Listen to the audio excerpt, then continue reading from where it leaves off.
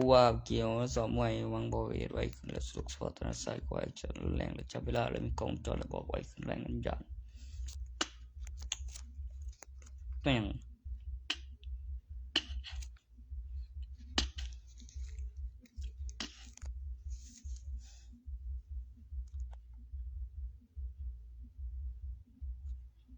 มาคู่กันนั่นเนี่ยกูใส่กบของเสียตัวสวยเลยบอกมันขีดอยู่มันนี่บอกหาของตอนนั้นทีวีเนาะตอนนี้อีกไอ้บ่วะบ่มันเห็นโอ้ยหาเรื่องอย่างวะเนี่ยตีก็มีตำรวจพยานด้วยคุณว่าโอ้จังไรตัวมันมีพยานก็เจ็บด้วยกูบอกรู้ไม่เข้าใจบอกนี่ตำแหน่งปลอดภัยเนี่ยหาลองพระนะบอกว่าเขาบ่ได้เรียกร้องเขาเรียกพนมมือแล้วขอพิสูจน์แน่หรือบ่แล้วก็คือมีหลักฐานแล้วมีพยานแล้วก็ถ่ายข่าวแล้วมีผลแล้วมีเสียงแล้วมีเบิ่งเลยมีเสียงบอกเอามาหลายกล่องใหญ่และเครื่องไม้แล้วก็เอิ้นเอาทีละโตมักแล้วก็สอบกับตัวบ่มักคือว่าเอาไปหาแอบโศกเบิ่งไฟเป่ามันท่องแท้บ่ท่องแท้บ่บอกจ้างเงินแน่ติเก็ต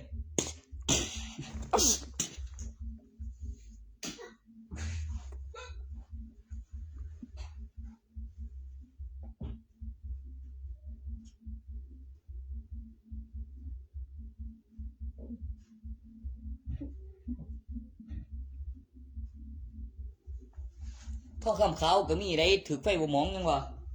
ในเหรียญต้องขึ้นรูปอีกรอบ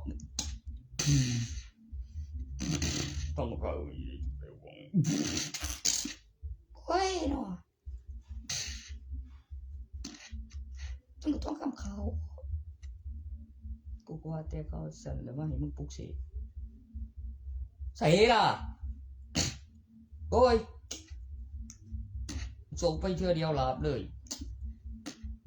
ช่วยมันอีเจยแม่งแล้วเงินกูอีกไปคงดีหลายกูตีแม่งแบบปันกำไรบอกก็นั่นเดียวตอนเงินหน่อยคือว่าเฟซก็บ่เป็นมันหลักเอาเงินไปหลักเอาฝาก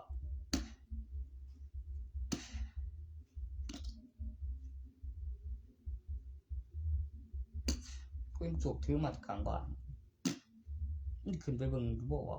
กูบ่จะโหรู้แล้วมาแต่ของไหนเจได้บ่แม่นเนาะจะได้โอ้บ่ได้อันม่วนไตรผู้รักษานะครับอ่านพิธีกรรมก็มีแต่ลังใหม่ก็ไปเที่ยวก็ไปลังใหม่เถอะก็หอมดีบอกเขาไปลังใหม่แล้วคือ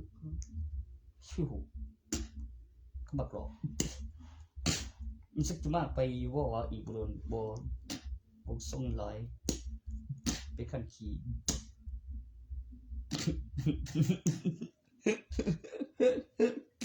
ว่าดิควงกัน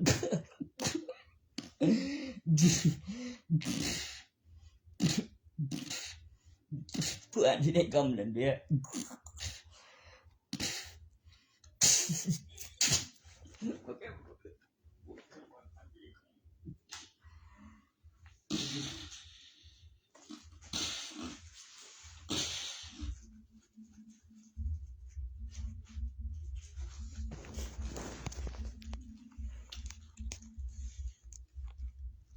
ตึงแต่หน่อยจนใหญ่ฮะวิธีแก่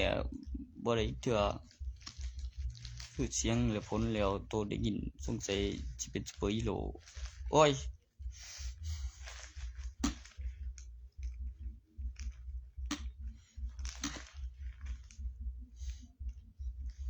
ผมใจเนาะตอบไปปั๊บซุปเปอร์ฮีโร่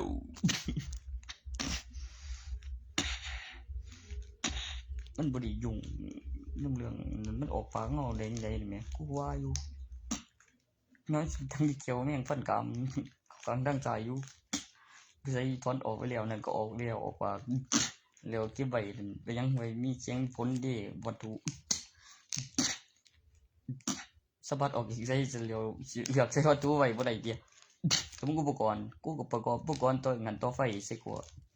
ออกปากไปแล้วกูบ่แม่นสิมาสัตว์ปากแตกเด้บ่ให้สัตว์เด้เข้ามาบ่ได้ยังไงดอกสิอย่าอ้างเด้มาสีกันอยู่บ่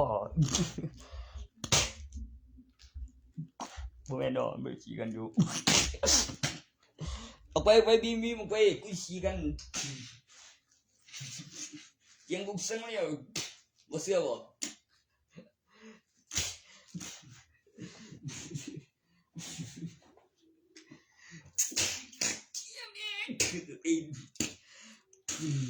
แม่ตีโอ้ถ้ารับเทียกูโดโดนยังจ้ะ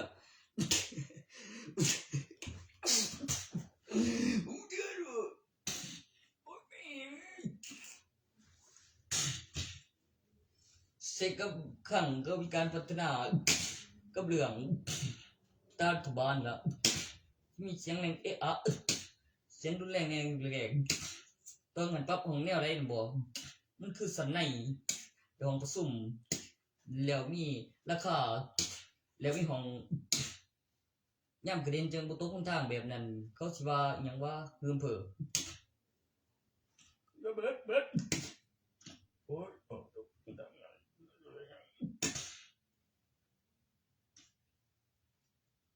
กูได้ไป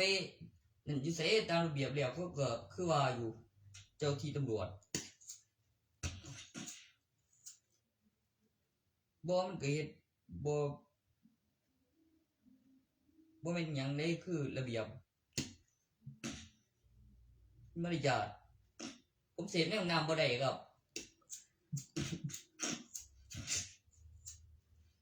ผมเลยว่าเตียงนั่งเสียบเป็นเตียง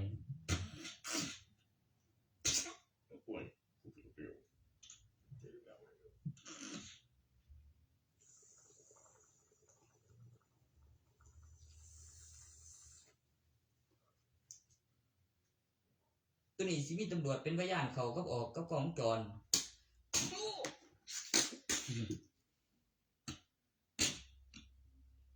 เพิ่มจุดอะไร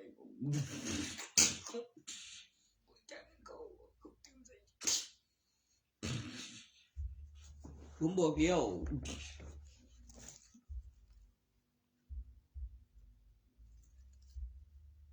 ผมถ่ายอยู่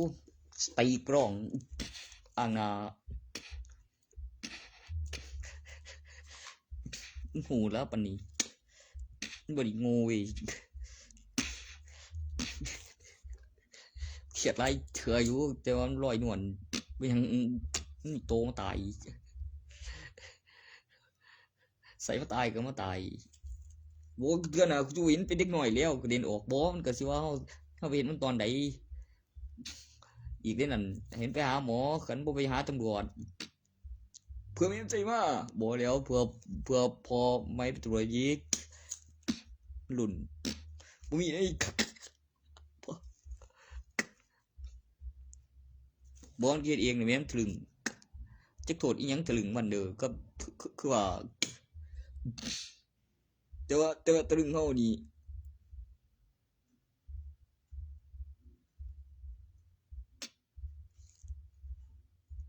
กูเรียนพอที่เข้าใจแล้ว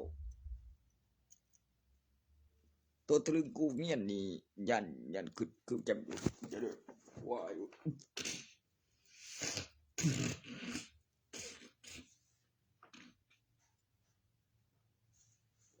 อะไรหยังติดคุกนั่น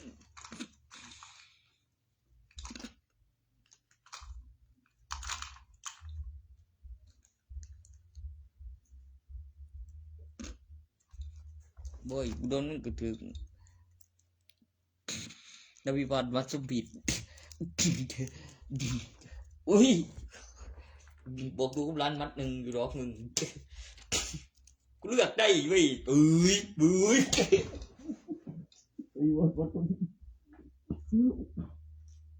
กูร้องมาแล้วว่ากูตีนว่าจะตีตะกอนน่ะนี่มันจะปิดบอกดูกับร้านบัดหนึ่ง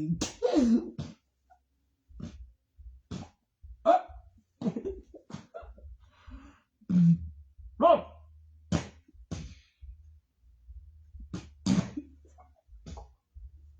ได้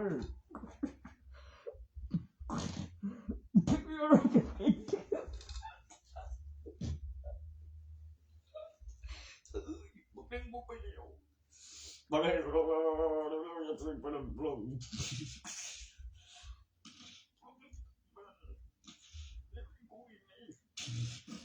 ไม่ตี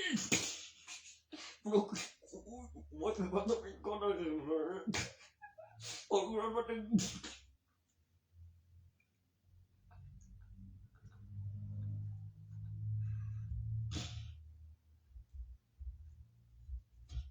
เกินไปเลย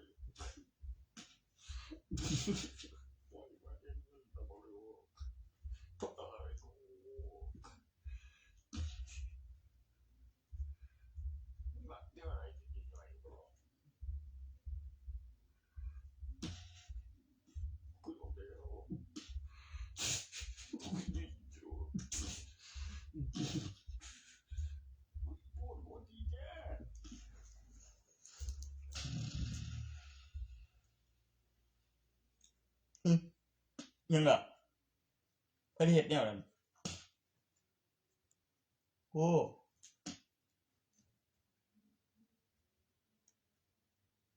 เมียกูอยู่หรอกลูกกูเก่งประดัน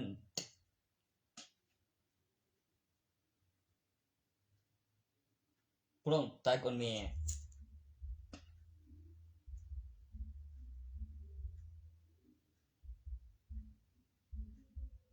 บ่ตายย้อนผู้หญิงบ่กูคอยตายย้อนผู้สาววิเป็นผู้สาวสหน่อยวิ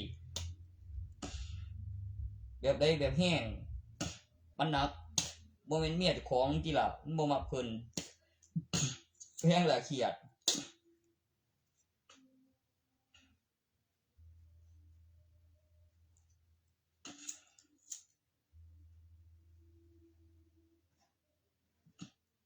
จะย้อนเมียกูเนาะ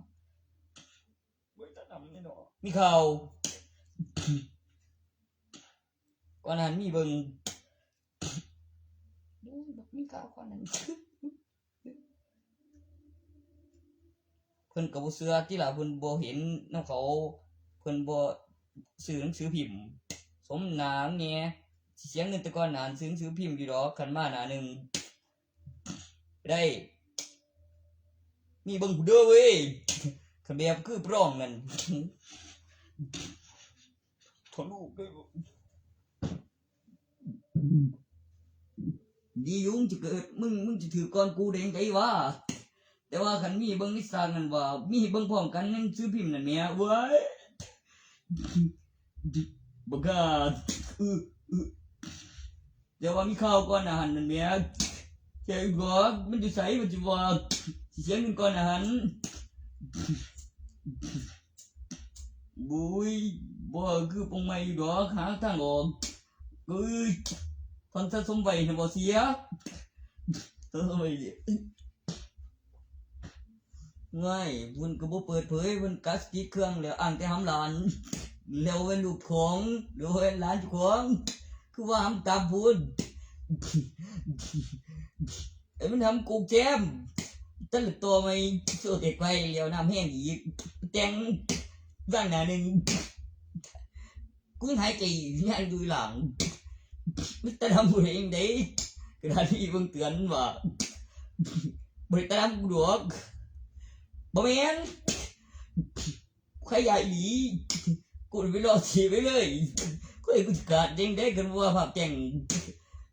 ภาพหน้านึงไม่เห็นเส้นเสือกูแต่งคือที่ละตัวอย่างว่าครูบอกนั้นกูได้มีเบิ่ง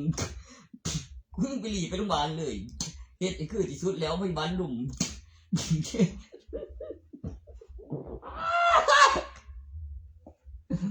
ทำท่ากันได้ไอ้สิตายโอ้กูบ่ตายกูได้ตายเหมือน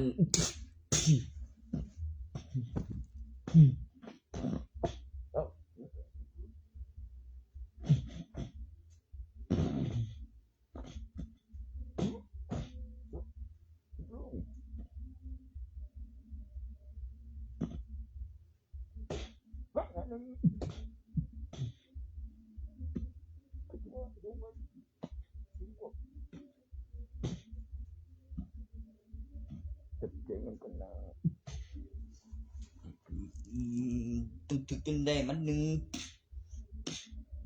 จังหวะตำนานนะพี่บอลวัดสมปิดก่อนนานปลูกร้านบันหนึ่ง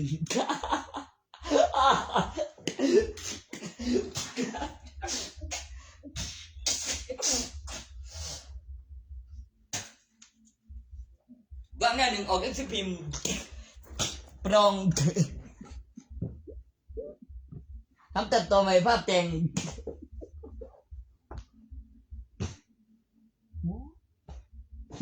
เจ้า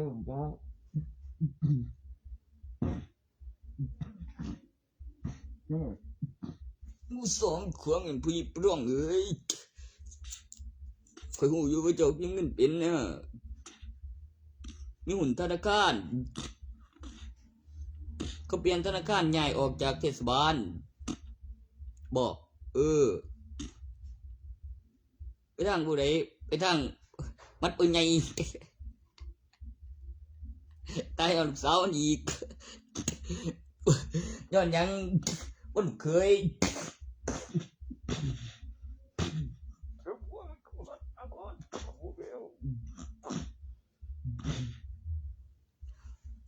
หรือเจอสวนทางย้อนกับดวงเลี้ยวคือวิมซี่พร้อมกันไต่สัน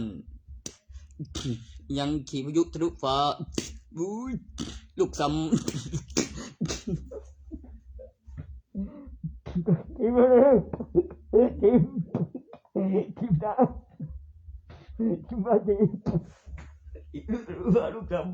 ำก็พาดสองดีโอ้ย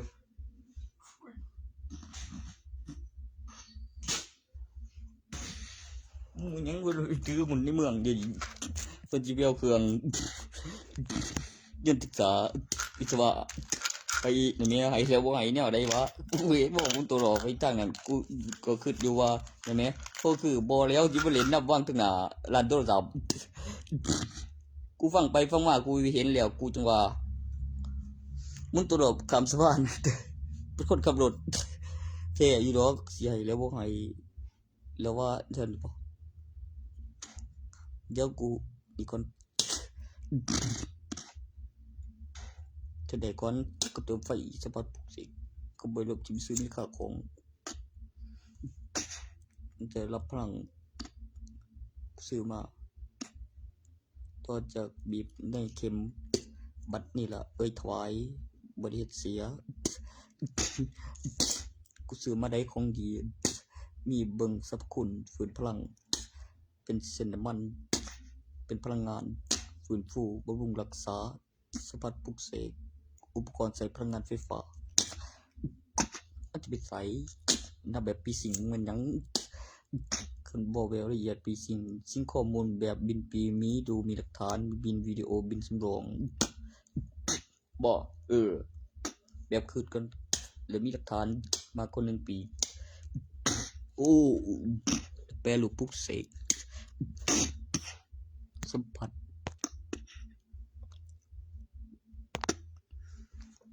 ไม่ว่าจิโนมตีเข้าไปกูบ่ได้สอนให้มาตีกับกูเด้แม่ดีเพื่อตีกับจิโนไม่เอาบ่ล่ะหมอคานั่นไอ้เด่นนะแม่งมันเคยที่สูบจิโนล่ะแม่นบ่อูเด่น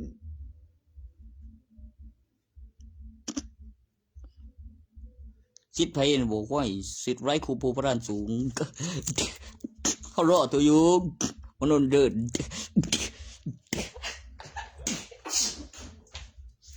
สิทธิ์ไร้ครูผู้พระราชสูง ดสอนมันไหนกูเฮ็ดอยู่คือกันก็ไปเกมคนมีได้ยินเองกูเรียนโง่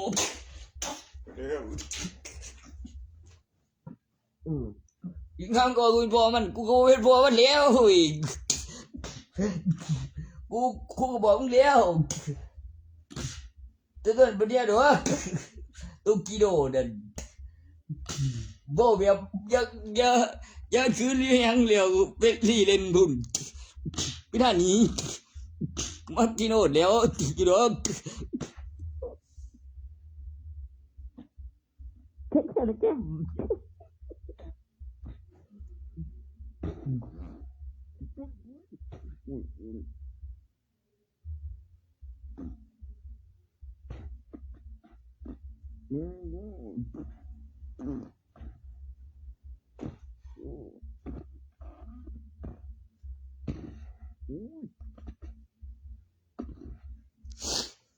เสพยาก็ขีดใส่สมุด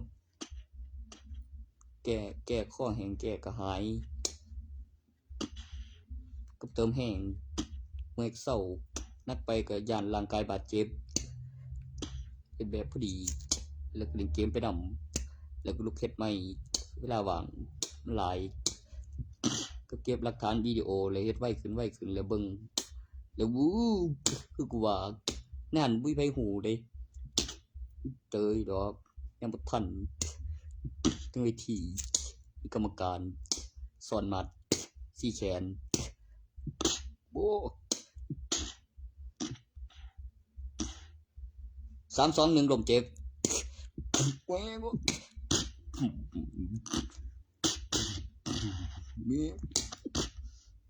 ถล่มข้างเดียวไม่คานวมถึงพิการ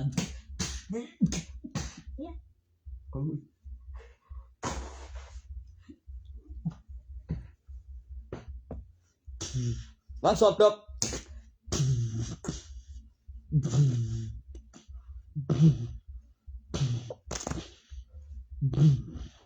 วางเขาให้จิกเอวสะเทือนถึงเครื่องในวางไม่ตันถล่มข้างเดียว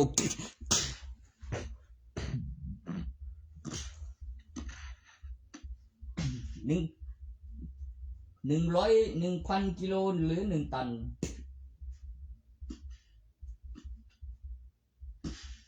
พัง100 กิโลก่อนเล่นในตำแหน่งที่ปลอดภัยอย่าไปใกล้ของทางโครงสร้างการปลูกเสกพิเศษมีแอปพลิเคชันมีซิงค์ข้อมูลมีสัมผัสปลูกเสกและมีการฟื้นฟูของพลังให้ร่างกายรูปแบบตัวอย่างขึ้นแรงดันวิญญาณบอกไว้ทำให้ไวขึ้นหนักขึ้นแรงขึ้นเร็วขึ้นสะดวกเฉพาะถนัดซ้ายขอให้ท่านรุนแรงหลบทันจริงๆจุดแรกเป็นแอคชั่นแล้วเลี้ยงแอคชั่นเป็นกล้องจรเป็นการพัฒนาของแรงดันวิญญาณและเก็บบทฐานทำต่อ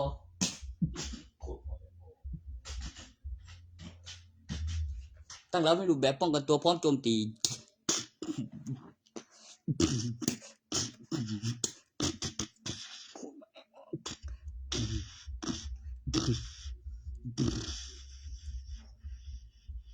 การตั้งสมาธิวัตถุมงคลและเป็นประโยชน์ต่อผู้ครอบครองแล้วเก็บวิดีโอโบซาโมเซียนโซโลกันเพื่อให้นิ่งและการตั้งสมาธิตนเองแล้วโบซาโมเซียนโซโลกันเช่นกันและเก็บวิดีโอ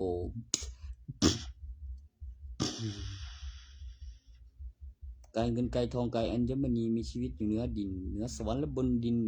มีสวรรค์อีกชั้นหนึ่งอยู่บนดินอยู่ชั้นสูงทรงพลังทรงสถิตร่างปลดปล่อยแรงดันวิญญาณโซโลกันคนแล้ว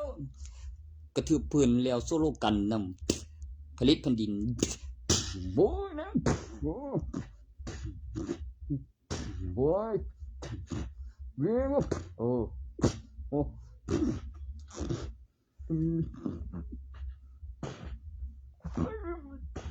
ย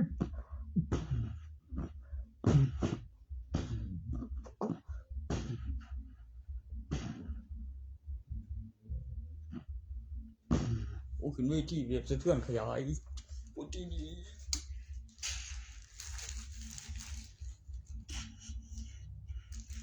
ก่อนจะถึงขั้นระดับมาสเตอร์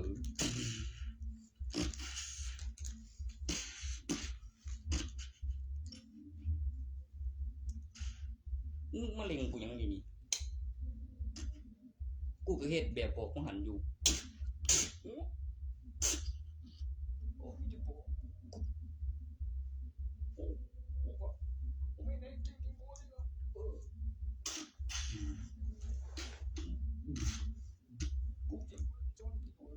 สนยังบ่มันบอกดีเดี๋ยวมันก็ว่ากูไปทำเอาเงินน้ำมันเล่นโอ้ด้วยกูก็ลีลาต่างกันปานใดเดี๋ยวก่อนเนี่ยเดี๋ยวก่อนเดี๋ยวมาเดียวดิดีเว้ย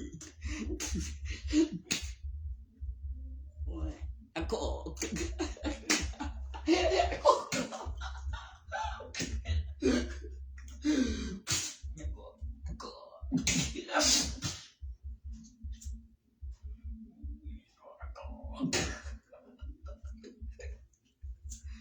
อะไรตัวนี้แหละเลยที่แรกก็ขอไอ้ก่อน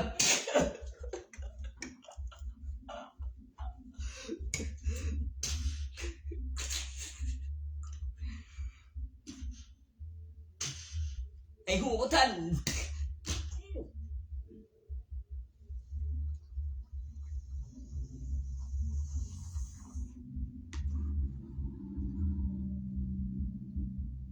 วางลูกบิดเด้มี8หน้าและมี4ด้านและ1 2 1 2 3แล้ววางบนหัวเป็นสัมผัสแล้ววางไว้ในตำแหน่งที่3ก่อนจะไปตำแหน่งที่4และมีนับ1ใบหรือจะหมุนออกด้าน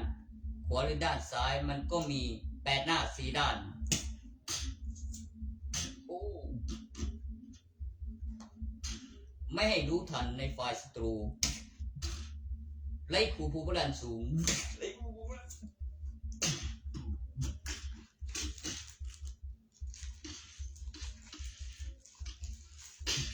ใครไล่ขู่ผู้พลันสูงปรองตายอยู่หรอกถึงบ่ตายนะบอกโอ้ปรองก็รอดอยู่แบบชนะคะแนนแชมป์พีดีผู้ชนะแชมป์ราธอนจำนงแน่กว่านั้นบอกดิแชมป์ราธอนเพื่อประโยชน์ที่ดีกว่าเป็นประโยชน์คำพูดเยี่ยมดีกว่าปรองแน่นอนถึงกินเฮ้ยร้อนเฮ้ยโอ้โห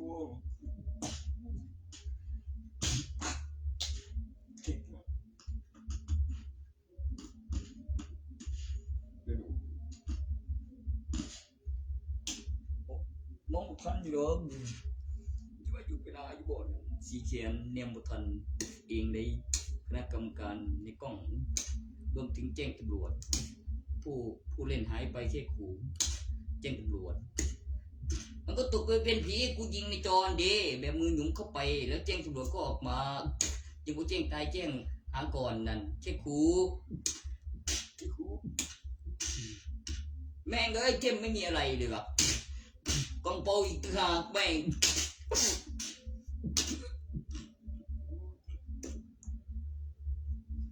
กูที่ล่ะยุ่งหน้าเขาจอมันก็ใช้ไม้นั่นดิ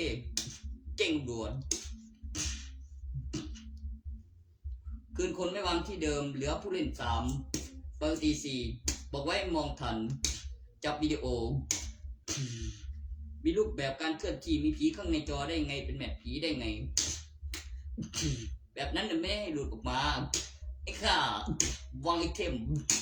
ไม่มีทรัพย์สินคนแม่งเลยตอนหยุ่มน่ะบอกสงสัยจะคือมีมือออกมาอยู่ข้างหนึ่งแล้วออกแสงแสบตาแล้วไปนั่งอยู่ในตำแหน่งนั้นได้ไงเขาจะแจ้งตำรวจจับกู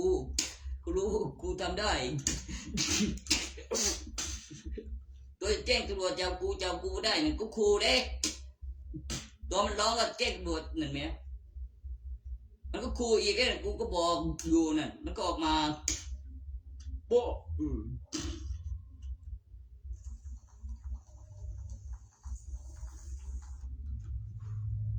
ตอนเก็บหลักฐานนั่นแหมมี4หรือมี3ครับผมว่ามีผีตัวหนึ่งตัวขู่ผมนะครับเหลือ3ยิงตายไม่มีไอเทมในกล่องร้องแจ้งตำรวจค่อยปล่อยคืนคนออกไปคือมีพยานมีคนร้องขู่แจ้งตำรวจ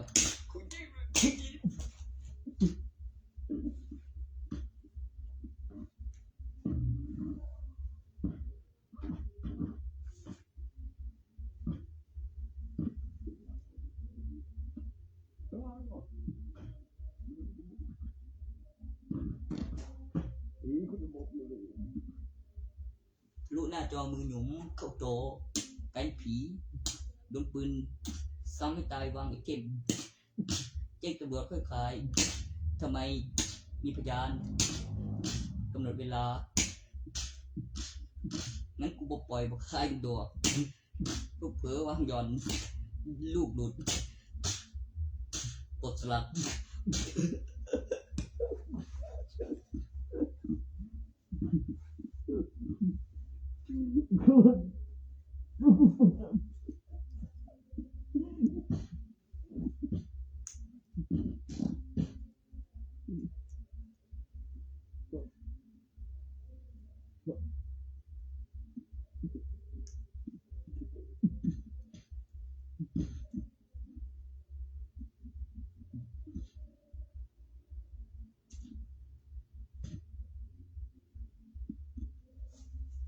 อ้างประโยชน์ปลดสลักลูกหลุดจริงไม่ทราบสาเหตุมีหลักฐานมีการถ่ายทอดสดพบโปรแกรมมีการตอบสนองต่อประโยชน์เกิดความมหัศจรรย์ในความจริงคืนคนกำหนดเวลาแจ้งตายแจ้งหาแจ้งหายภายใน24คืนคายไม่ทำก็ได้ระบบโปรแกรมได้แบบบอก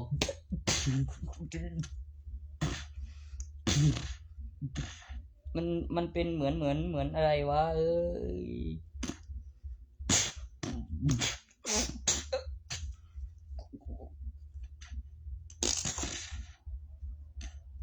บุกโหดถล่มหนักยกแผ่นดินถล่มไม่ใช่บุกโหดถล่มหนักอุบัติเหตุแผ่นดินถล่มอุ้ยบอกบุกโหดถล่มหนักอุบัติเหตุแผ่นดินถล่ม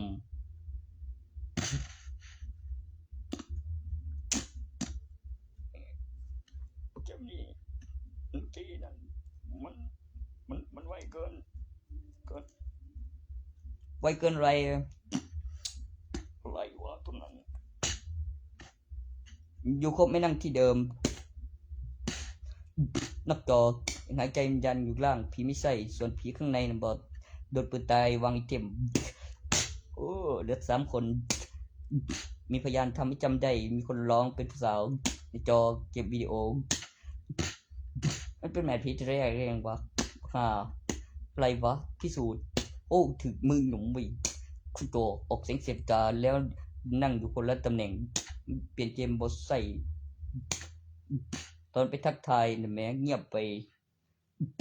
คืออย่างวะมีตัวพยานรับบ่ได้แล้วจะไปอธิบายยังไงก็บอกไว้แนมทันเดียบก็จำได้ตัวพยานแล้วมีพยานกระเดง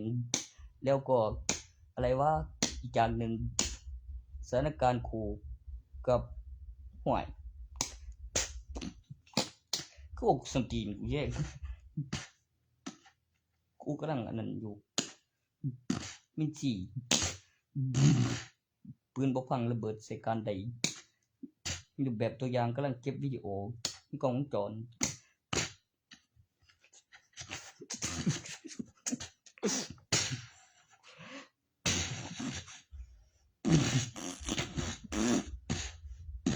ลงทะเบียนซิมตำแหน่ง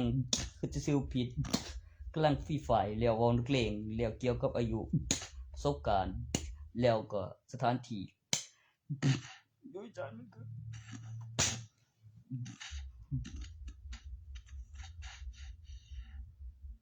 เรื่องมันคือ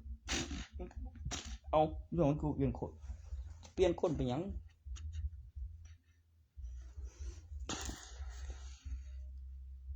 มันจะคล้องวะ เข้าไปว่าไรวะว่าสินั่งเสียมิสารบ่สารภาพความจริงย่านบ่ไปรายงานตัวบ่บำบัดให้จบบ่รอเอกสารมันก็บ่กล้าเข้าไปเสียมิสารแล้วบ่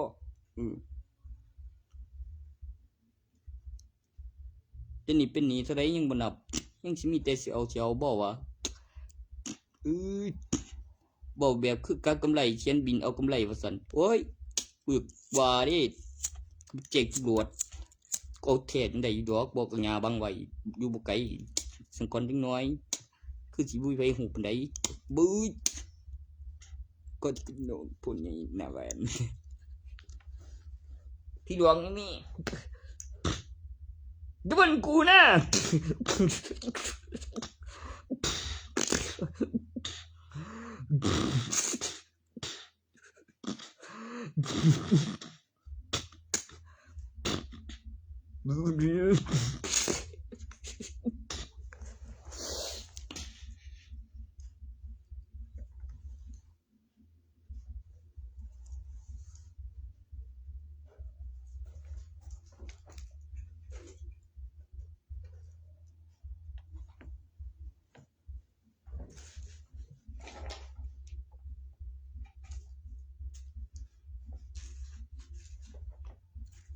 พูดตัวเหรอ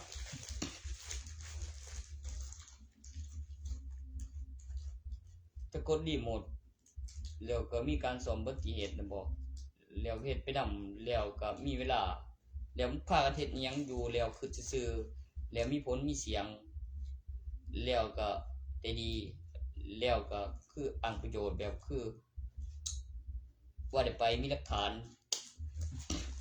แล้วก็มีจับเวลาแล้วมีการถ่ายรูปแล้วเก็บหลักฐานสวมเฉพาะบ่แม่นว่าหมอเนี่ยบ่ทันแล้วจำหยังบ่ได้เด้แล้วก็เปิดเบิ่งในอัลบั้มฮอดวิดีโอแล้วก็สุดแล้วก็เว้นแล้วมีไผแหน่แล้วก็เช็คอุปกรณ์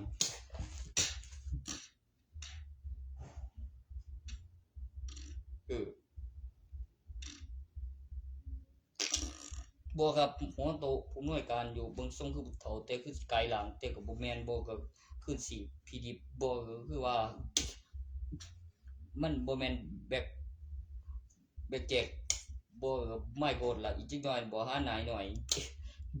เมียมันจังสิพอนายหน่อยบ่พร้อมงามเหลียวเมียรอพอนายหน่อย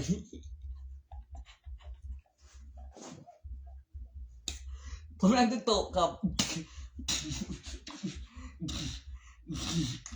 เบื้องหลังนั่งหัวโตมีผู้โตองนั่งทึ่งหิง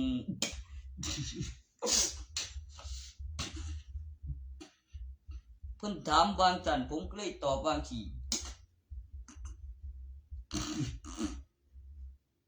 แล้วก็มีหัวโตอยู่ทั้งหน้าแล้วมีทั้งโตแล้วก็มีพยานสาวโอ้เปกใจปานใดปุ๊บบ่แม่นผมเชื่อนั่งตึกโตมีว่าหันหน้าไปทางหัว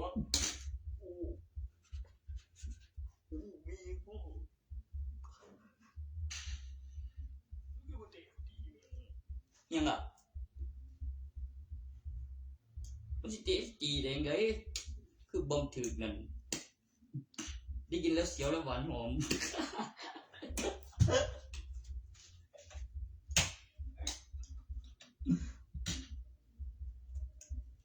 สับคุณมาทุกครั้งปรุงรสบททุนสุดท้ายน้อยลงไม่ได้หกเสียดายอยากทำเล่นก็บ่ได้ต้องอธิบายในกระบวนการว่าผลประโยชน์เกี่ยวกับวิธีการแล้วก็ลีลาการมีเพศสัมพันธ์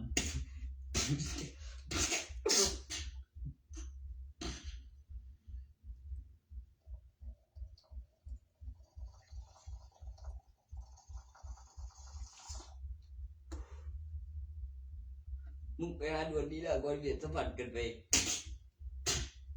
ลูกจะบอกมาวิธีไรเนี่ยได้เจอเทอร์โบ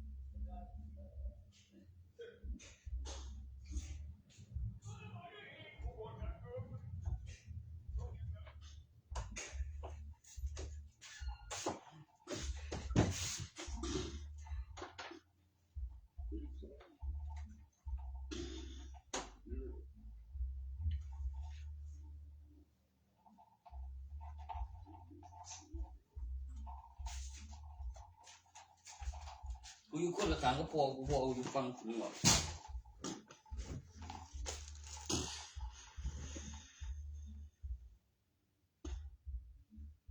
มึงก็บอกแบบละเอียดนี่ว่ากูบ่ได้เป็นศัตรูกันหน้าใส่กล่องไปขาเราตายใส่โลงนี่ฟังดุงว่าบอมบอกง่ายว่าบอมว่ามาสอนกูตัวนั้นซึ่งนี่ก็สิได้ผู้เดียวว่ามึงเดี๋ยวอีหยังว่านั่นโอ้ยบ่แม่นมุนสลาตันเลี้ยววางทุกเตียงมีถึงกำลังบ่มีห้องให้หมอปักบ่สปอตไฟเสื้อถือตัวร้านมันนั่นพี่เสียบแมงพี่เสียบยังก็ไอ้เสียบต้อยเสียเอ้ยเสียวเสียว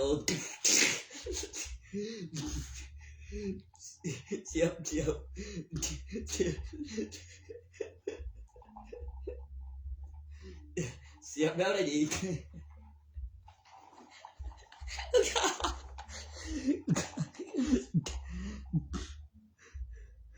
เดินอยู่ดอกมึงมันไผพออยู่ดอกมึงมันใส่กากมาสว่างฟ้าตีนเดี๋ยวบ่เสียบังได้เขารอตัวตีนบักบัก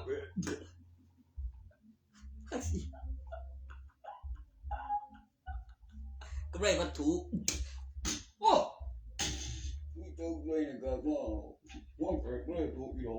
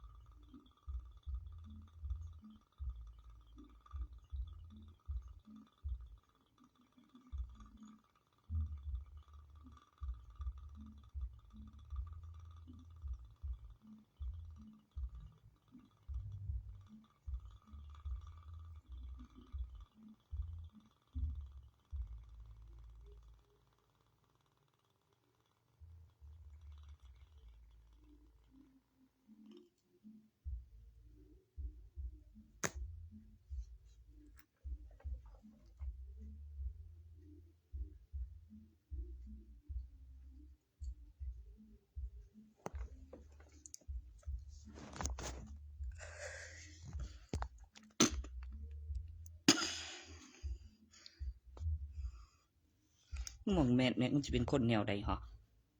มึงมันดีหรือบ่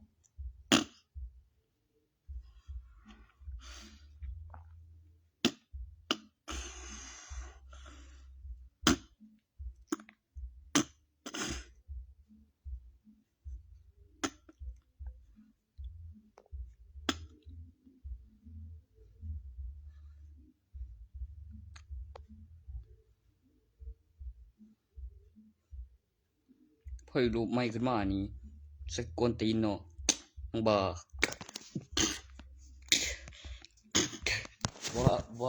่เด็กสาว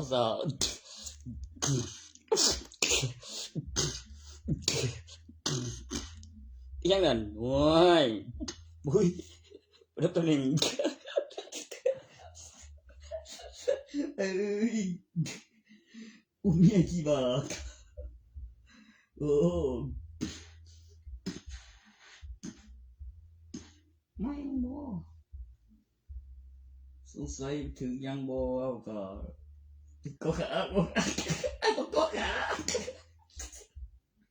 ไอ้ขา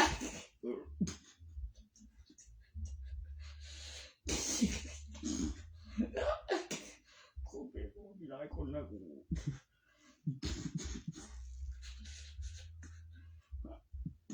แม่นอน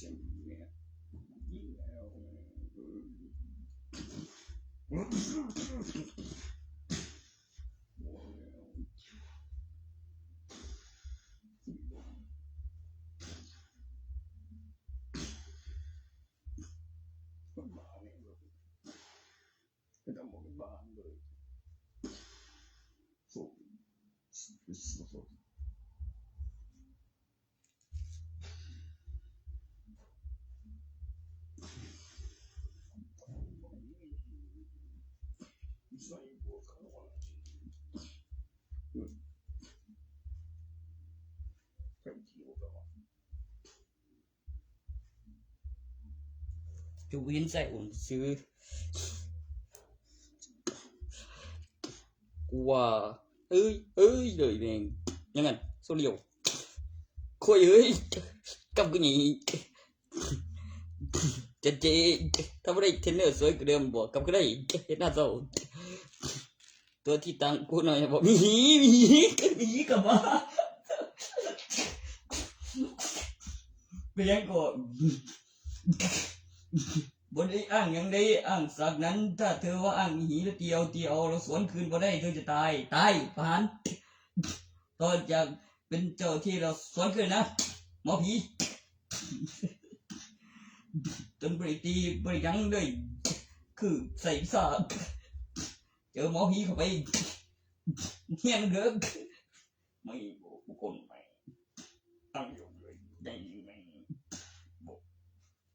จะกี่นึกเมียบอกว่าไปจีเนี่ยท่านบอกไว้ท่านไปยังหลายตัวโซ่มีเมียหน่อยเดี๋ยวกูแล่นก็ไปเบิ่งว่าเมียหน่อยเด็กเป็นยังเป็นผู้ใหญ่กลัว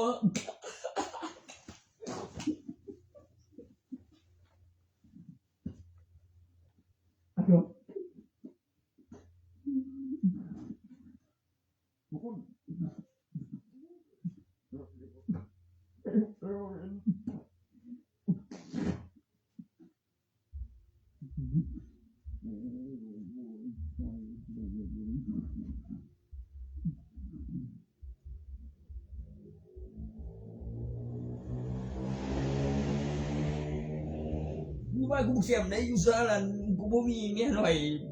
กูบ่เป็นประธานาธิบดีกูไอรอนแมน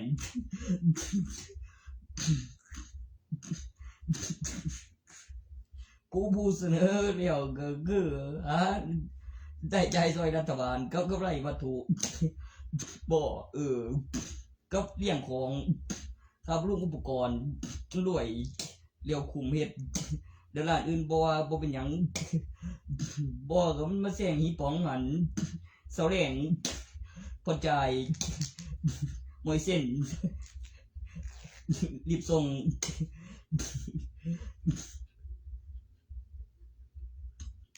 ไผบ่คลาสตาร์ตัวนั้นได้ขายเดี๋ยวมีการคำนวณแม่งบ่ก็สิใส่เสาแรงเปิดหันใหญ่ใส่บริษัทยังบริษัทผลิตนี้ขายอ่างกายพันโรคจิตบริษัทที่มีแต่18บวกขึ้นไปใช้สิทธิ์เลือกตั้งเข้าวางทุน แสดงโอ้ยนี่ก็กันคิด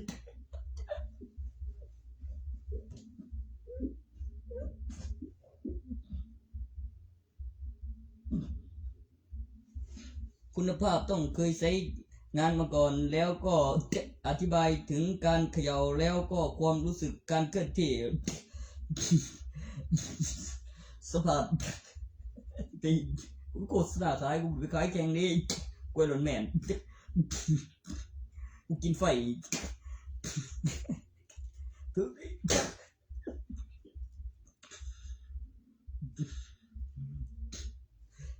ต่อยกินไฟสิ้นมึงแล้วคือมีทานไหลปากเป็นยาฝันแล้วเติมไฟแล้วก็ถึงซิมถึงเป็นไหลเป็นยาฝันแล้วก็ถึงเติมแล้วก็ไหลสายแล้วบ่ตายต่อสายดินขึ้นรูปแบบของมนุษย์เคยสัมผัสจากดินปล่อยออกจากปล่อยพลังงานที่มากเกินไปนำการสัมผัสเดี๋ยวเก็บวิดีโอสัมผัสต่อสายดินไม่เป็นอันตรายต่อร่างกายภายใต้ซุ้มเกาะทุกที่โอ้วิดีโอต่อ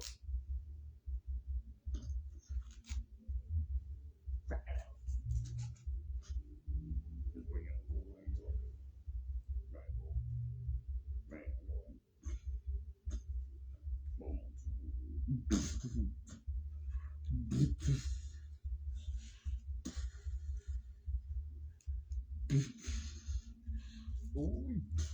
โอ้ยได้ยาโดได้วันเลยโอ้เรียบเสียบสอง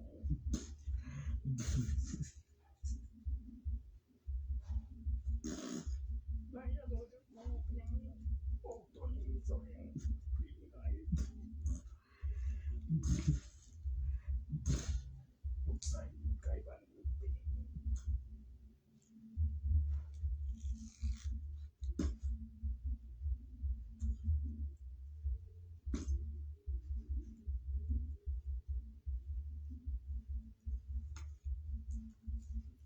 กองอากาศอันเดีถ้าได้ออกมาแล้วมีดูและสัมผัสปลุกเสกและสัมผัสจากหน้าจอขึ้นรูปออกมาดีได้ตัวนมาแล้วหรือยังกระดูกเป็นเมล็ดพันธุ์แล้วเลี้ยงเขาใหม่แล้วกำหนดเวลาแล้วมันจะเริ่มดันหน้าอกแล้วมันจะเริ่มอยู่มานานมากกว่า10 ปีเป็นชิ้นส่วนชิ้นเนื้อเดียวกันแล้วมีการเติมพลังงานไฟฟ้าไร้สายเปล่งแสงในที่มืดมันจะเป็นเส้นสัมผัสหน้าจอเปล่งแสงในที่มืดเป็นพลังงานที่มีการเปล่งแสงในที่มืดและดึงพลังงานแสงเป็นพลังงานไฟฟ้ามีในน้ำแล้วก็พลังงานหมุนเวียนไซใบพัดด้านในเป็นการปั่นไฟเพิ่มเติมมีกำหนดเวลาพักผ่อนชาร์จไฟดึงไฟจากไฟสำรองโดยแสงเกิดพลังงานความร้อนเป็นพลังงานไฟฟ้าทิศทางของกระแสไฟฟ้าไปต่อสายดินแล้วก็การจดจำการพัฒนาสัมผัสการเจริญเติบโตโดยไม่ระเคืองสันก่อแสงบาเรียต่อจากสัมผัสหน้าจอเหล็กดูดสัมผัสเหล็กดูดแก้วเป็นหน้าจอสัมผัสวัตถุมีการอยู่ในร่างกายแล้วเป็นอวัยวะมานานมากกว่า10 ปีเป็นชิ้นส่วนของอวัยวะเดียวกันกับร่างกายแล้วไม่ระเคืองและมีการเจริญเติบโตแล้วเกิดความมหัศจรรย์เปล่งแสงในที่มืดเป็นสัมผัสไม่ระเคืองสมดุลระบบที่สมดุลสมบูรณ์แบบมหัศจรรย์อุลตร้าแมนมีไฟเตือนสีแดงต้องเพิ่มไฟฟ้าไม่ก็ต้องหาวิธีวาร์ปกลับโดยสัมผัสปลุกเสก GPS ขึ้นมาก่อนแล้วปุ่มกดวิเศษไปแบบความไวแบบแชทในตำแหน่งที่ปลอดภัยในใบทะเบียนบ้านเนื่องจากแชทมีรูปแบบตัวอย่างแบบพับเข้าข้อความแล้วคุยรู้เรื่องแล้วข้อมูลสะดวกเฉพาะในเวลาที่ต้องการเป็นระบบป้องกันอุบัติเหตุความเร็วสูงเรียงแอคชั่น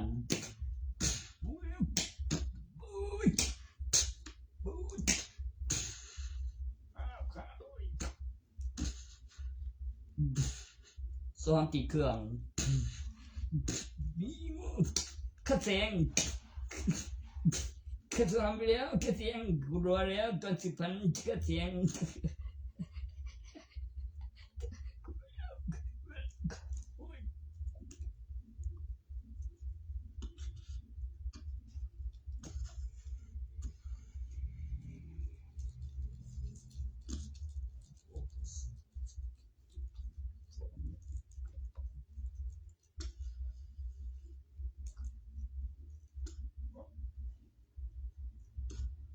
เก็บหลักฐาน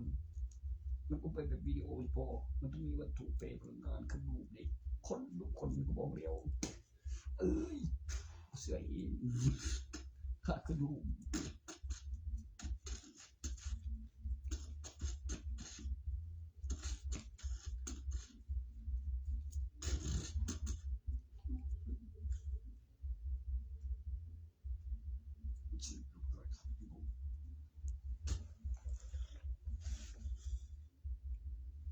ปิดยังเนาะโอ้โหนกอันจิกสังอีกคงก็มีอีกแล้ว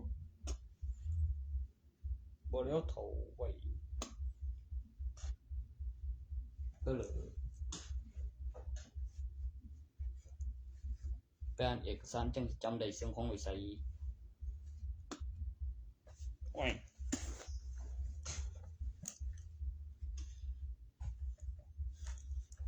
ทะลุมิติจอดรถก่อนแนวบุท่านถิ่มเสียงหลังค่าเอฟนี่แม่โอ้กูเสียงว่ากูถามว่ามันกระเชียนหยังอย่าปากกาสิปิดปากคุณบอกเลยพี่โตดาเวียนี่บิโบนมึงเจ็ดหยังของมึงวะค่าเอฟ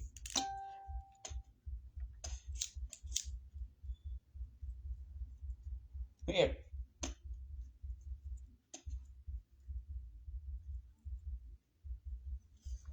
บ่เป็นแง่แบ่งเหมือนของขึ้นบ่เก็บสู้ได้แล้วเรื่องตายกันตัวเองตั้งให้ลูกเก็บอยู่บ่ตอนนั้นโอ้เมียก็ฟังไว้ในบ้านมาสั่นไว้ว่าบุญจิราให้ตัวใดทุกทีกูดีแล้วชอบไปเจอคืนที่ไปเองพวกตัวนั่นนี่ไปแม่บ่ใครก็ดีไปเดี๋ยวมันกลัวตีนซื่อมันกลัวตีนโอ้บ่หาของมาขายดีไปเพราะนั้นคืออีเซ่ก็สิบ่ถือเดี๋ยวยามส่ง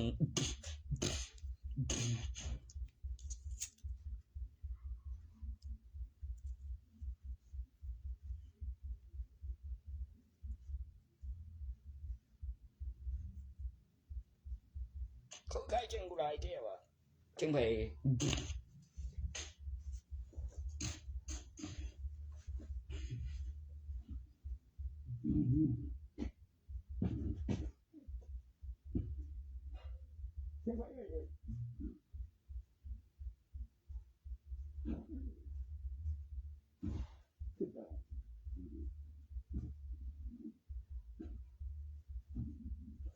แต่วิยาฟังคนสึกผิดไป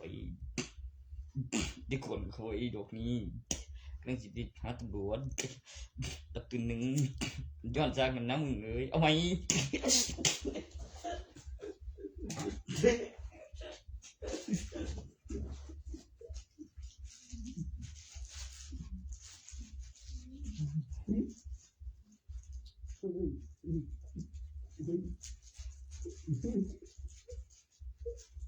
บุ้ยมันอันลืมบุได้ยาบ่ค่านั่นจะคืออีกแต่บ่เสือ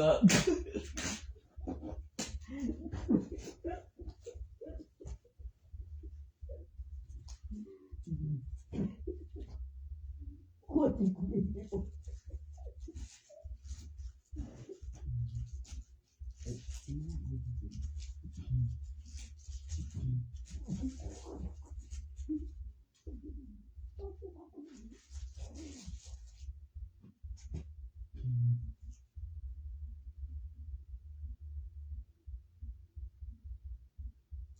บ่ได้บอกเพื่อนไป24บ่ต่อยมันได้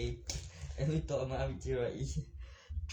กันตู้ฟังบอกเลยคือกูตั้งกันได้นั่นเมื่อบอกคิดมันยีนั่นเหลือมึงบุไปยายมันได้ไหนมันเหลือกูอีกโอ้เพิ่งมาก่อน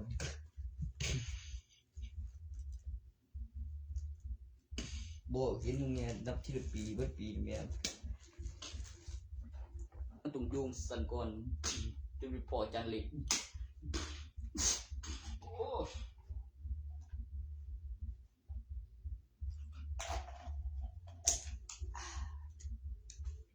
มันเป็นไปบ่ได้จริงได้คือว่าต่อไอ้ที่โกนอีกโดนนั่นดีกูคือบอกกูน้ำดีว่ามีสิ่งอยู่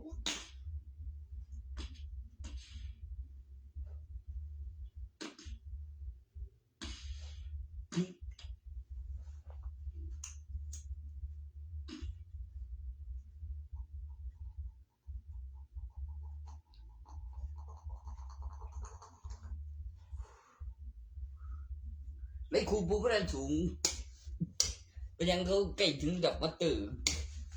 ตะตื่นผู้สร้างพระพักเกิดสอดบันกำหนดเวลาฟื้นขึ้นเดียวโตขึ้นรูปรอสวยสวยกว่าสวยกว่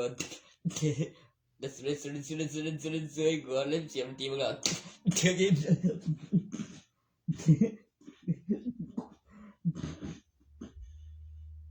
จากตำนานผู้สร้างพระพักเกิด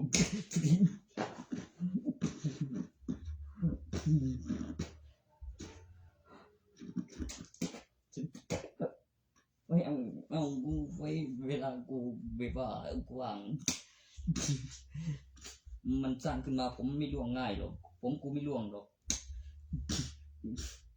อย่ามาทำผมล่วงดิอย่ามาทำให้หัวล้านไม่ชอบนั่นเอกสารบอกไว้ดูดีมึงโอ้เวอร์จริงๆนั่นแหละในความจริงดูหน้าของแล้วกับส้นสูงสีแดงเอ้ยโอ้ยสูงสีแดงโอ้ยสูงสีแดงผู้บริหารระดับสูงใส่ส้นสูงแน่นอนแต่อยู่บนเครื่องระบบส้นสูงทางอากาศ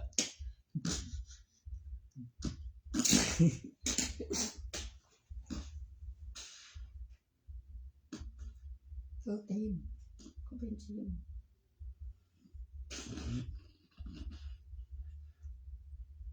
มาโอ้ย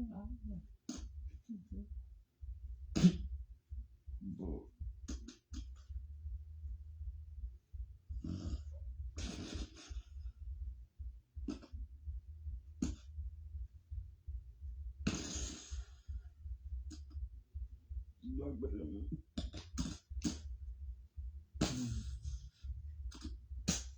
โอ้บอกเดียวđấy chỉ ăn được đắp khăn đấy vừa mà thì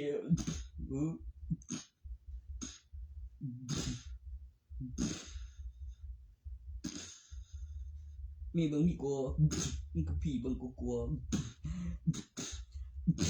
con đeo này mi video đi khổ pì bưng cô pì bưng leo của lấy gì ra đốn đấy bỏ cứ mấy chục cấm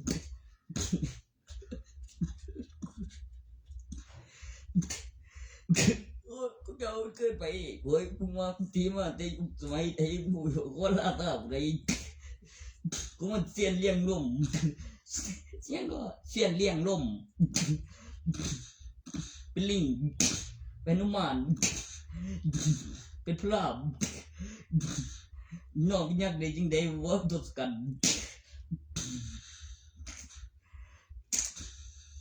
กูเคยอธิบายพลามเลยมีโตอยู่ไกลบ่จังหวัดเดือหักหรือว่าพลามบ่ร้อยพุทธบาทพลามกับบุเบนเดือหักจังหวะร้อยพุทธบาทเดือหัก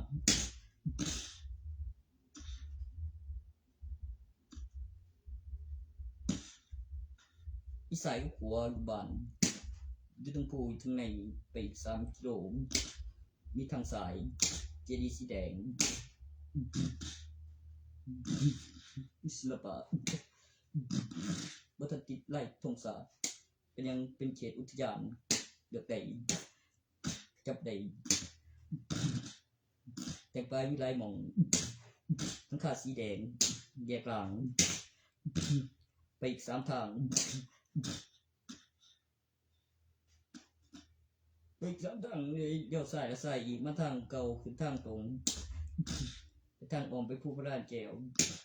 เล่นซ้ายล็อกวงใน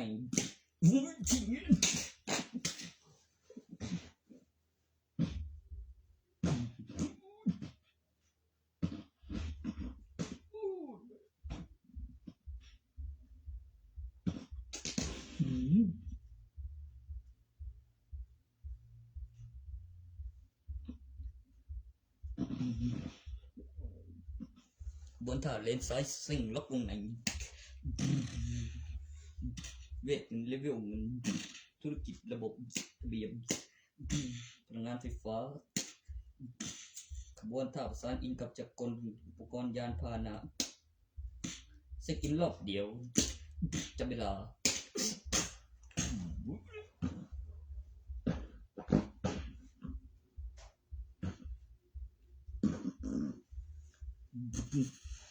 คนละตำแหน่งปลายมุมสุดๆของสามเหลี่ยมคือปลายมุมสุดๆของวงกลมคือโค้ง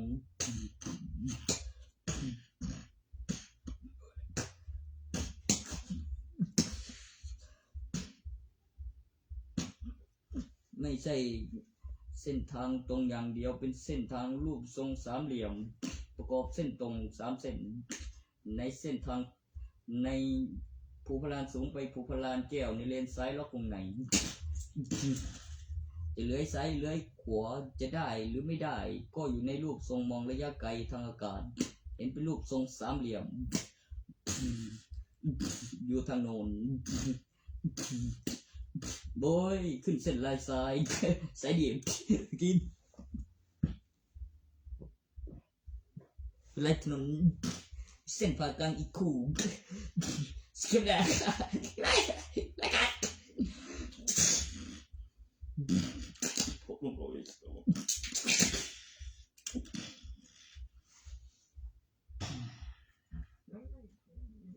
บุรีเสียขึ้นแม่บ่อยยิ่งแม่งกว่านี้เป็นยังคือมีแม่พิจารณ์ยิ่งเกยยิ่งกูได้เลยหม่อมเก่ามันถึงเมียนคือมีเรื่องยังทุกอย่างกับทานเหตุเทมีสิกสุน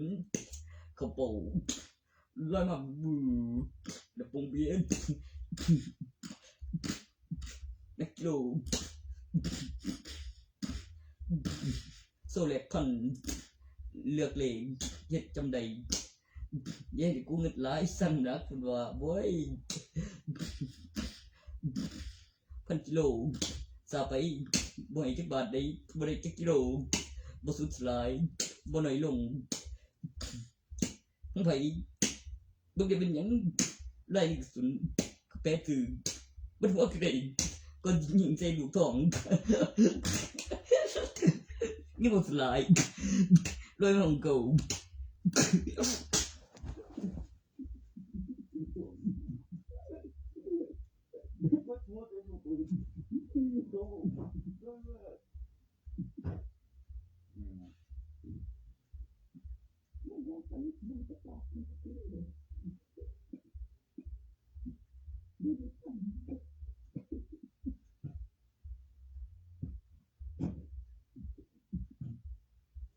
เบียนเดี๋ยวเป็นกัปตันบีบ่ลอยมาคือบินระวังอยู่บ่ไกลได้จังได๋บ่ได้เสียบ่สม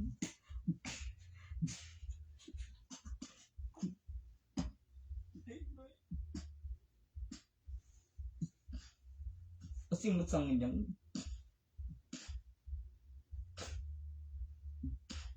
ก่อนนั้นบ่ใบ1 สาวที่เราเรียนแรกที่ละใบต้องได้20จำนวน ปริมาณการลงทุนคันว่ามี5นี่บ่มี10เต็มเบิ่ง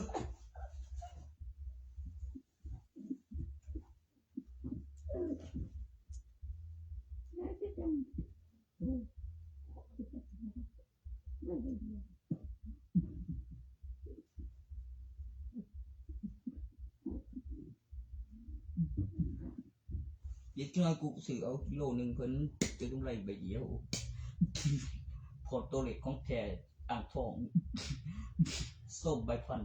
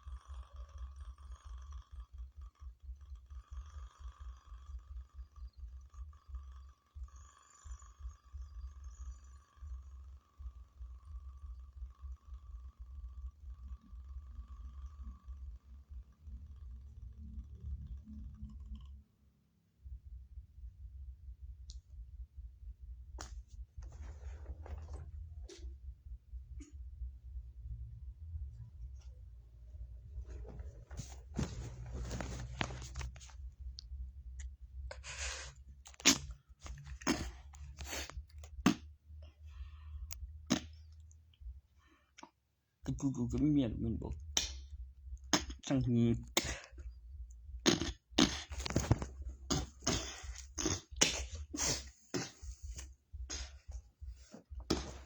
กูใส่ตัวนั้น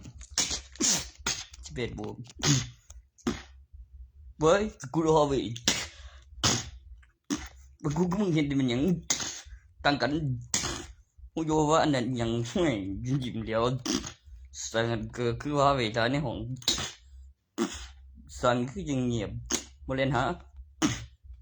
บ่ดินถ้าเขาเงียบกูอยู่บ่เห็นบ่ใส่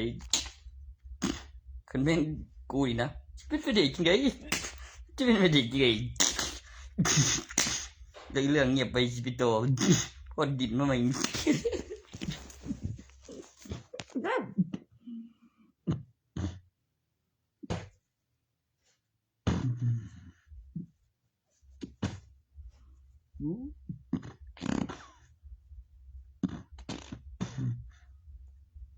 บ่เกี่ยวแซมก็ได้โอ้ยยังบ่เห็น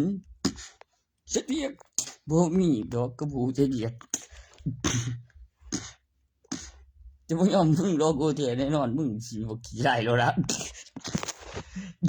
รับสายจะเป็นหรือบ่สิได้ใครรู้ล่ะว่าแต่เขามัก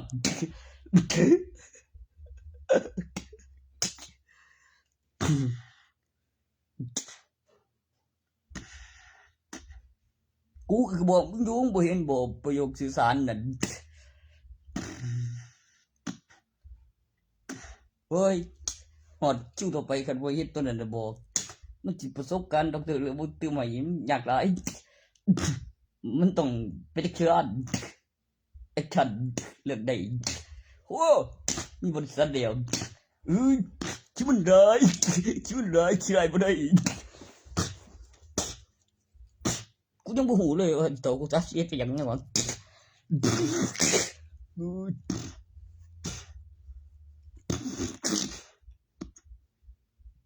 มันต้องเจอตัวนั้นก่อนเฮ็ดก่อนบ่ได้จักษา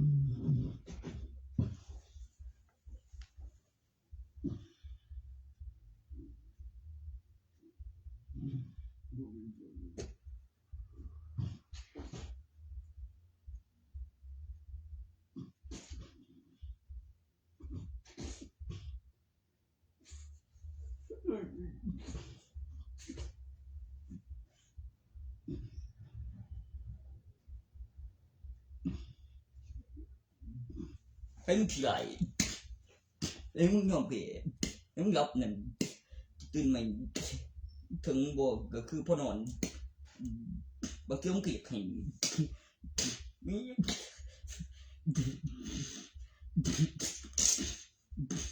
กูก่อนตัวนั้นกูบ่ได้ขอดอกขอกูแก่ได้นอนเลยกูเว้าเรื่องนั้นคือมีฉากนั้นเว้าเรื่องอีหลีซะบ่ได้จีอยู่ว่าโอ้มึงคิดว่าเอามึง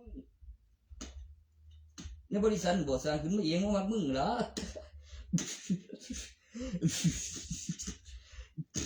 มาตกบัตรเฮ็ดประกันมันเบิด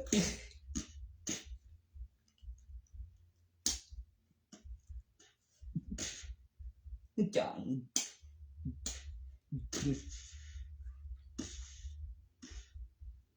ใกล้แล้ว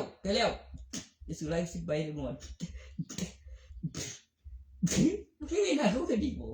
ยเป็นกิโลหนึ่งใบการลงทุนกับสลากกินแบ่งอีกไรนั้น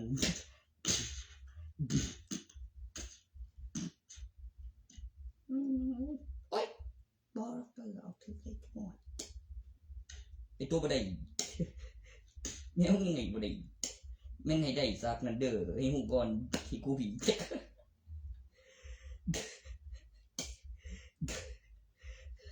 ไม่เว้ยถือเลขสมองเบาดอกพี่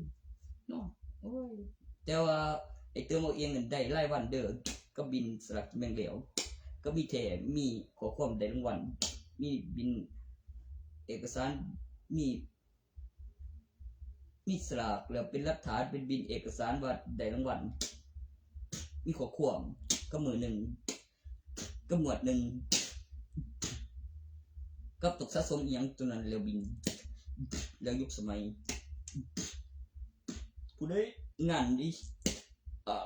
ไม่ขาดไม่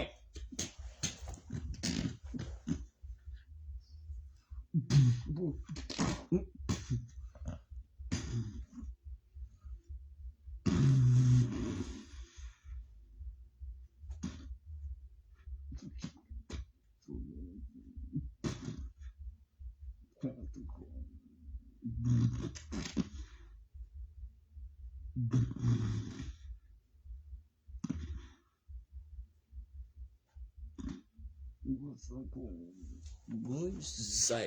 ทั้งไม่เขาทั้งใส่ก็แพงก่อนลองกลางบ่เบิด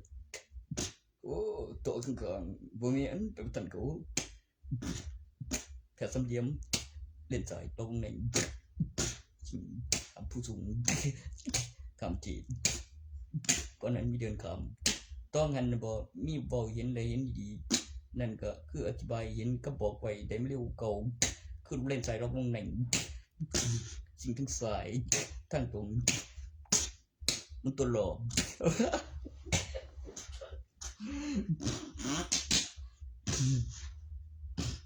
ไฟเขียวสอนทางสายซ้อมซ้ำอย่าบอกว่า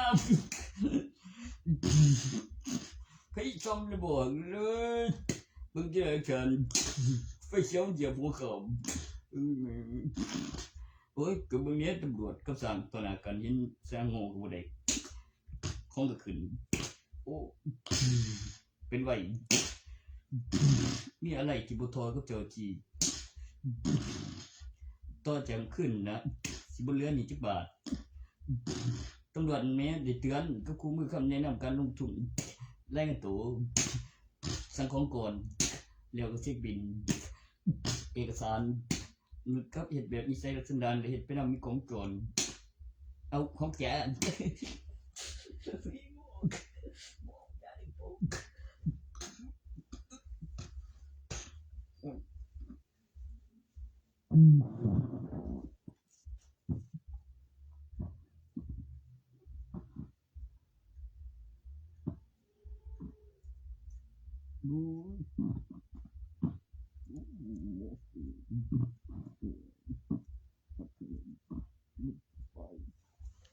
ไปบุกสุดๆขุมกลมดูตีนเอ้ามึงได้จันมึงได้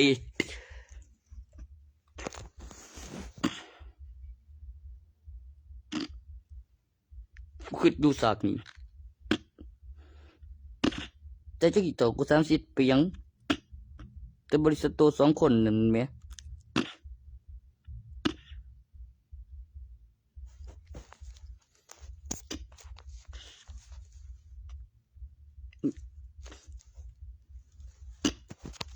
มากกว่า24 ปีมีใบทะเบียนบ้านมีชื่อคนเดียวในโรงเรียนก่อนหน้านั้นเขต5มีวัตถุปลุกเสกพระเครื่องขึ้นรูปเอกสารใบทะเบียนบ้านชื่อคนเดียวคนที่2หลังข้างๆคนที่3เมียมาด้วยคนที่4น่ะบ่ไม่รู้ มีนอกและในส่วนคนถัดไปคนที่5มีเวอร์ชันจำนวนตัวเลขมีการพัฒนาของจำนวนตัวเลขมีเรื่องมีตารัฐบาลอยู่มานานกว่าพัน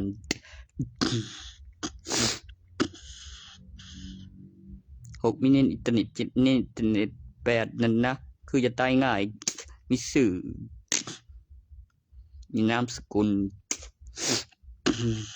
แล้วเรียงเส้นแนวขีดเส้นตรงแบบแตกไฟล์ของสายราชการนับจำนวนต่างจากนับ1มี 9.1 ต่างจากคนที่1เป็นคนโตเป็นคนที่3ต่อที่คนที่4มี 9.1 ในสมัยเก่ามีสื่อมีสกุล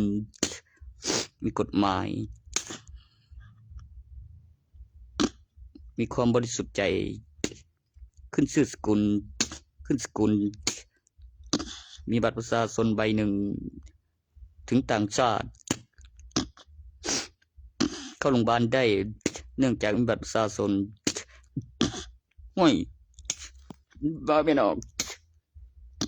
ยุกูมี